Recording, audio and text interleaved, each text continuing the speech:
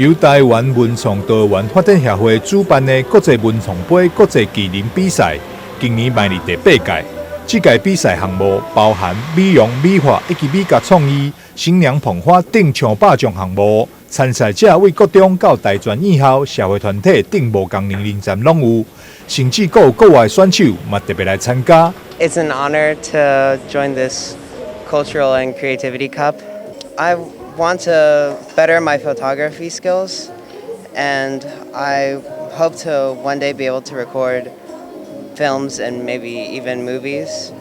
That's why I'm very grateful to join Professor Chang's team and join this Cultural and Creativity Cup. 我平常没什么自信，在舞台面前这样走台步。我想要让自己更有信心，所以才参加礼貌小姐。我是因为从小时候就很想要上台表演，然后才会参加今天的礼貌小姐。就是想让自己更有自信。文创杯它跟其他的竞赛不同的是，它提供了蛮多的一个比赛的项目，给学生有这样子一个平台，可以去做艺术上的、美学上的一个展现。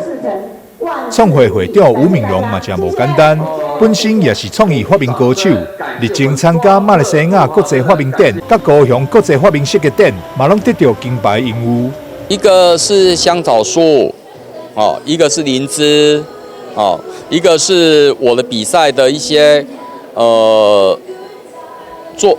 一些商品，那都得到2个得到金牌，一个得到天才那个发明董事长。那我们这次也很高兴，我们这次还有外籍的学生都来参加，从澳洲还有我们的马来西亚的、越南的都来参加我们这次的比赛。除了创意比赛，协会也捐赠6岁学生奖学金，甲送白米的活动。